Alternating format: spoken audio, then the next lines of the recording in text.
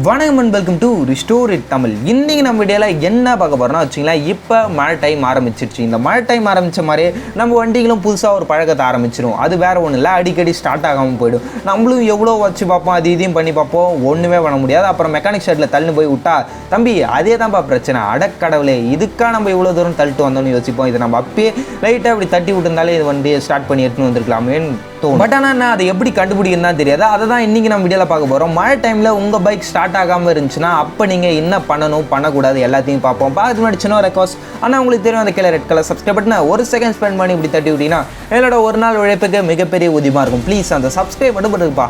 சரி, இப்போ நம்ம அதிகமாக விஷயமா வீடியோக்குள்ளே போகலாமா? என்னை வச்சு ஒன்றும் காமெடி பண்ணலையே.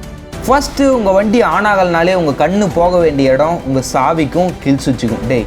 இது யாருக்கிட்ட தெரியாது. ஃபஸ்ட்டு எல்லாம் சாவியை போட்டு தாண்டா வண்டியை ஸ்டார்ட் பண்ண ஆரம்பிப்பாங்கன்னா வச்சுன்னா, இப்போ மக்கள்கிட்ட ஞாபகம் மறதி கொஞ்சம் அதிகமாக போச்சு. அதனால் நிறைய பேர் என்ன பண்ணுறாங்க, வண்டி சாவி ஆன் பண்ண மாட்டாங்க. இல்லை ஒரு சில பேர் இந்த கில் சுவிட்ச் ஆப்பில் இருக்கிறதே கவனிக்க மாட்டாங்க. அதேமாரி அதை விட்டுட்டு இவங்க போட்டு வண்டியை மாங்கன்னு வச்சுன்னு கிடப்பாங்க, சரி இப்படின்னு பண்ணி கிடப்பாங்க.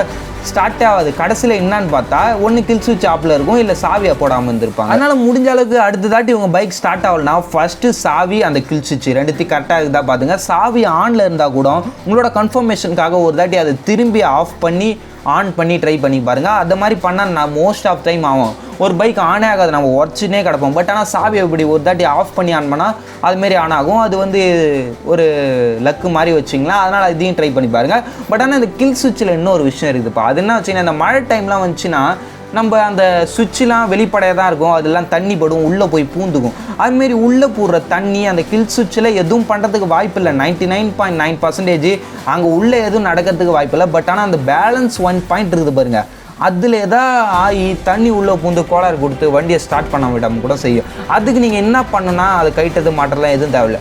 அந்த சுவிட்சு கிட்ட போய்ட்டு ஃபுட்டு நல்லா ஒரு தாட்டி வேகமாக ஊதுங்க. அதில் இருக்கிற எல்லா தண்ணியும் வெளியே வந்துடும். தண்ணி நிறையா வருதா, அப்போ இன்னும் ஒரு 4-5 தாட்டி ஊதுங்க. உள்ளே இருக்கிற எல்லா தண்ணியும் எடுத்துகிட்டு இப்போ கில் சுவிட்சை போட்டு பாருங்கள். இப்போ பர்ஃபெக்டாக ஒர்க் ஆகும். பட் ஆனால் என்ன, கில் சுவிட்சில் தண்ணி போகிறதுக்கு வாய்ப்பு இல்லை. சப்போஸ் பூந்துட்டா நீங்கள் கில் சுவிட்சு கிட்ட போயிட்டு நல்லா ஃபாஸ்ட்டாக உங்கள் வாயால் ஊதுங்க.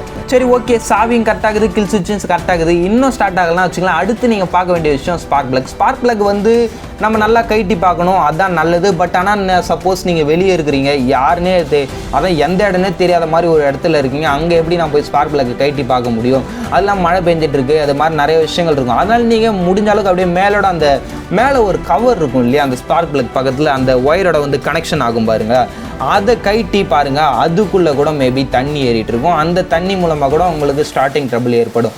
அதனால் முடிஞ்ச அளவுக்கு பைக் ஸ்டார்ட் ஆகலையா, அதை கைட்டி அதுக்குள்ளே தண்ணி இருந்தாலும் சரி இல்லைனாலும் சரி நல்லா ஒரு ஃபாஸ்ட்டாக ஒரு ஊதிட்டு அதை நல்லா டைட்டாக வச்சு அழுத்தி விடுங்க. அந்த ஸ்ப்ளக்கு மேலே அழுத்தி விட்டிங்கன்னா மேபி இப்போ உங்கள் வண்டி ஸ்டார்ட் ஆகிறதுக்கு வாய்ப்பு இருக்குது. பட் ஆனால் நீங்கள் ஒரு விஷயத்தை ஞாபகம் வச்சுக்கணும், மழை டைமில் மோஸ்ட் ஆஃப் டைம் எந்த வண்டியுமே ஒரே கிக்கரில் ஸ்டார்ட் ஆகாது.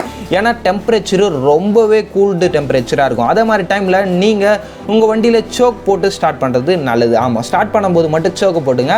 அதுக்கடுத்து வண்டி ஸ்டார்ட் ஆகிடுச்சா, இன்ஜின் கொஞ்சம் நல்லா ஹீட்டப் ஆகிட்ட பிறகு சோக் ஆஃப் பண்ணி விட்டு நீங்கள் உங்கள் வண்டியை ரன் பண்ணுங்கள். சரி, ஓகேப்பா, நீ சொன்ன எல்லா விஷயங்களையும் பார்த்துட்டேன். பட் ஆனால் இன்னும் என் வண்டி ஸ்டார்ட் ஆகலாம் வச்சுங்களேன். இனிமேட்டு நம்ம செய்யறதுக்கு வேறு ஒன்றும் இல்லை. நீங்கள் முடிஞ்ச அளவுக்கு அந்த வண்டியை மெக்கானிக் ஷெட்டுக்கு தள்ளிட்டு போயிடலாம். பட் ஆனால் நீங்கள் வீட்டில் இருந்தீங்கன்னா சாவகாசமாக ஒரு சில விஷயங்கள்லாம் செய்யலாம். அதை நான் தனி வீடியோவில் போடுறேன். இந்த வீடியோவில் ஒரு எமர்ஜென்சிக்கு பேசிக்காக எப்படி ஒரு செக்அப் பண்ணுறதுன்றது தான் சொல்லியிருக்கேன். இந்த ஸ்டெப்ஸை நீங்கள் நிச்சயமாக ஃபாலோ பண்ணி பாருங்கள். உங்கள் பைக் நிச்சயமாக ஸ்டார்ட் ஆகிறதுக்கு வாய்ப்பு இருக்குது. அப்படியும் ஸ்டார்ட் ஆகலையா, முடிஞ்ச அளவுக்கு பக்கத்தில் இருக்க மெக்கானிக் ஷெட்டுக்கு போயிடுங்க. அதுதான் பெஸ்ட்டு சொல்லிட்டு இந்த வீடியோ நம்ம இங்கே முடிச்சுவோம். சரி, அவ்வளோ தான் ஃப்ரெண்ட்ஸ். தேங்க்யூ ஃபார் வாட்சிங். பாய், see you later. இந்த வீடியோ பற்றி நீங்கள் என்ன நினைக்கிறீங்க கமெண்ட் பண்ணுங்கள். நான் நினைக்கிறேன்னா அதான் சொல்லிட்டேனே. பாய்.